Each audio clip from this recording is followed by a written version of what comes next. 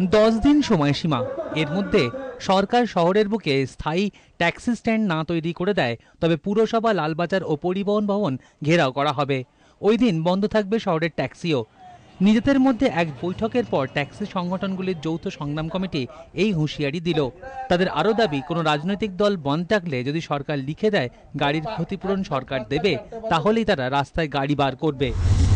Taxi stand আছে কোনো না কোনো রাজনৈতিক দলের, তারা ওখান থেকে পয়সা তোলে এবং স্ট্যান্ড চালায়। সরকারি স্ট্যান্ড না করলে পরে এই যে রিফিউজাল হচ্ছে, এই যে নো পার্কিং কেস আমরা খাচ্ছি এবং যাত্রী হয়রানি, সেটা কিন্তু সরকারি স্ট্যান্ড হলে পরে 80% কমে যায়। যদিও পরিবহন মন্ত্রী মদন মিত্র জানিয়েছেন, স্থায়ী স্ট্যান্ডের ব্যাপারে সরকারের চিন্তাভাবনা থাকলেও 10 দিনের মধ্যে তা তৈরি সম্ভব নয়। আমরা ওদের দায়িত্ব দিয়ে দিচ্ছি 10 দিনের মধ্যে তৈরি করে দিক। 10 দিনে তৈরি হলে 11 দিনে ভেঙে যাবে।